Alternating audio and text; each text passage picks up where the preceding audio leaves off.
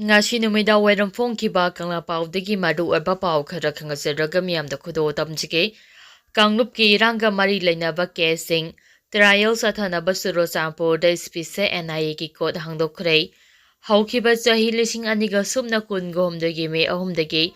tholakhiba Kanglup ki erang asiga mari leinaba casing gi trial thujinaba Churachandpur gi district and session judge ki court asi NIA gi spise court oina hangdokhrei Union Home Ministry na Manipur High Court ki Chief Justice katanaraba matungda Churachandpur District ki Session Court asi NIA na investigation chathariba case singi trial sing asi chathanabagi damakta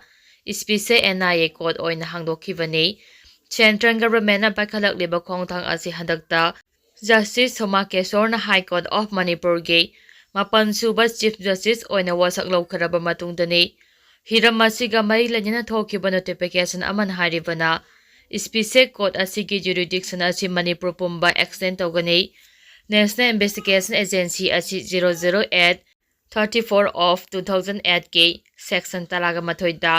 piriba sakti gi matung ina Central Government High Court of Manipur ge Chief Justice katanaraba matungda Churachandpur District ke District and Session Judge ke court asi ek asige section 11 ge subsection cross 1 gi matung inna NIA na chathaba investigation asigi schedule offenses sing asi trial sathagadabani Churachandpur gi district and session judge ki court asi NIA gi special court oina mathau tawduna Manipur da tholibe erang asiga mari lanyana NIA na chathariba investigation sing asigi case sing asigi trial sathagani NIA na Churachandpur district session court ta paikhatpa case sing gi manungda Mamang sahi lising aniga subna kungamari gi December thada jiribamda kukila laubasingna nupi ahum amasung anga ahum yauna punamioi taru hatkeba adusu yaure hariba case asi Union Home Ministry na laukiba warep ki matung inna NIA da sinarakibane makhatarapa pauda basta Manipur thaba yaroi habagi wathok loidringai da Central Force na labokta laumising thabak suba thinglei tha asigi kunsiroi lili festival haudopo numita Paumi Kanggo amana tongba MST ge bus da Manipur thaba yaroi haina mahari jimenge Kanggo amana ayetpa athingba pibage hauji asi korokom na pung nifu nipan ge jene straight tawba yauna maikai kayadagi yaningdaba phongdokna ringai jairak asida Bishnupur district ki Thinungai High Canal da laumisingna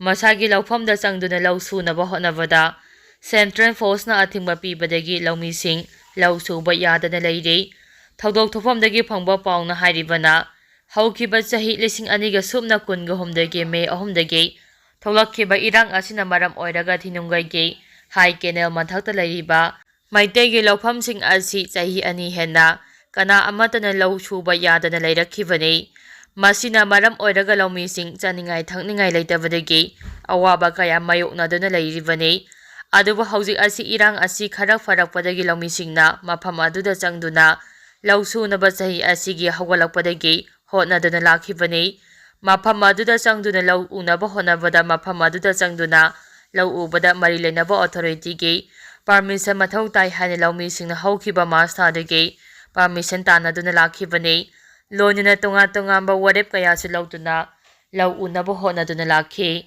adubo ngasi phawa permission amata phangdrei High Canal asida lairiba maitegi laufamsing asiga thangnariba Komgi laufamsingde adumak tractor sijinaduna laukhoide matam kuina masagi laufamda changduna lausuba yanaba permission tanaduna laklavasu pidabadagi ngasi ase laumisna tractor pusinduna laukhoiba horakpada Central Force ki kanguna permission yaudrabadi lau uba yaroi hana athingba piki masina maram oiraga laumising masagi laufamda lausuba phangdre hiram asigi matangda mari leinaba authority na miyeng changbiu hairi Makata rakpo ina kanglaipa ki mairagi pau se degi maru oiba pau khara khangasiraga miyamda khudo tamjike lambi thingbagi khongjang changsingkhiba maira paibi singa Central Force singa chaungna muknaba thokhrei pau loba changluba paumi amma Central Force na fajilaga jail da thamura haina ki halakhrei Coordinating Committee on Manipur Integrity kokomina kaukhiba pung nifu nipan ge jene strike ngarangdagi ngasina hena akanba khongjang changsingkhrei Lambi de lakpa Central Force ki Kanglup maira paibi singna thingbagi khongjang changsinbada nakal animakta yamna chaungna muknaba thokhrei thaudo adagi pauloba changluba paumi amabusu Central Force ki kanguna phajinduna jailda thamura haina kihanbagi thabak chatharakkhre. Ngasi nini chamba jana strike ki khongjang asibu mapum phana saugatuna lamdam asigi tonga ba mafam kayada masing yamlaba miyam tholaktuna lambi thingbagi thabak chathakhi. Loinana Manipur gi konung oiriba Imphal sarak khuntak lansibaga chap manakhi. Khoirambang kaithel yauna Imphal manung amadi akoibada lairiba mafamsingda lairiba kaithel sing kanakhide dukan sing thonglonakhi. Essential service khaknatana passenger puba gari sing amatak chenakhide. Natana school college amadi office sing thong hangnakhide. Tunga ba mafam kayada maira paibi singna lambi thingbagi khongjang akan mamongda changsingki. Lambi de lakpa Central Force gari sing khamduna Kanglup Manipur thabi sticker sing sunap singki. Ka hemba pamdaba thodok sing thoktana ba security force ki kanguna ngak sembagi thabak su lokhatki. Pung nifuni pan ge jena strike ki nini chamba numit asida timdim lambi paring ki malom turi yaima awang laikai de lambi thingduna khongjang changsingki ba maira paibi singa Central Force singa kamamong da muknaki.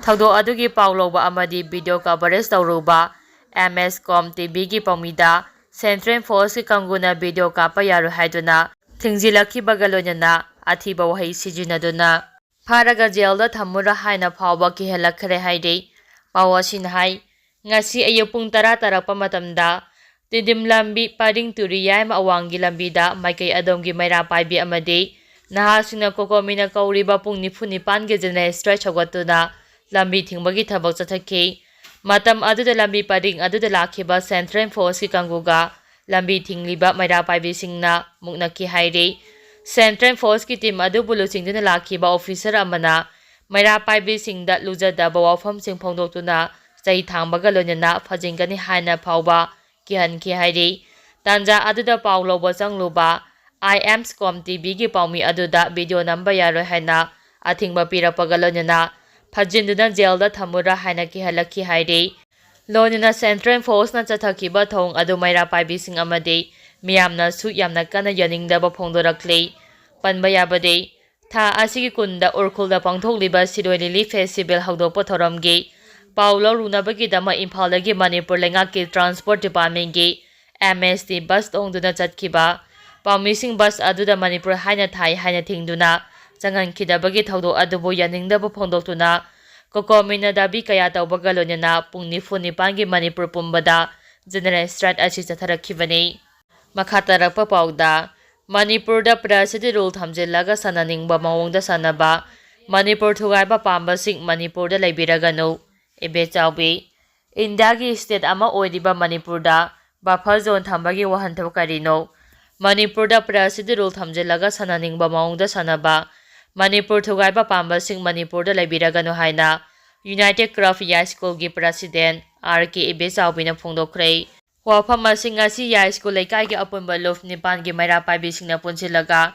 moirang khom chagok sam laikai da phamkiba wakat mifam da phongdokhibani mahangna makhatana phongdokhibada state festival ama oiriba Siroi Lili Festival asi saruk yanabagi da makchakiba pawmi singna tongliba gari adu Manipur thai haibagi da magwata abida thingkiba adu akamamongda kandem tawi isagi iramdam asida Manipur thaba gari tonglaga chatpada athingba pirakliba asi higher authority na miyeng sangbiraga thidokpiyu. Manipur da lairiba praja sing Manipur thugaiba pamde haike mahangna makhatana hai karigumba Manipur thugaiba pamba miyoi kharagi interest da Manipur haiba wahi muthatlaga chatpa yagani haibagi maram chapchaba asi karino haiba khangalu. Manipur gi governor chief secretary security advisor na Manipur haibasi karino mayek sengna khangdabagum tawi. Manipur da Prasidi rule thamjillaga sananingba mawongda sanaba Manipur thugaiba pamba sing Manipur da leibiraganu. Hauji iramdam asida thogliba thawdo asina praja sing ware iramdam asigi maikei khudimakta chapa yadribase mityeng changbiduna hanagum tangdu laitana lehenaba honabada mai onsimba chungbani. India na Manipur asi thawai bidre haibasi mayek singna khangbada natana miyeng phajana changbidrabanina kangkhong chaiba Manipur ama ohele haiba wafam su phongdokhi. Ngasi chathakhiba wakat mifam aduga mari lenana Godabi thawdo judicial inquiry tawgadabani. Godabi da Indian Security Force ki thawng yaningde haibana jingba wahai sing iba preka sing pajina wakat mifamda saruk yariba singna amato oiba kholaw kaya su lawki.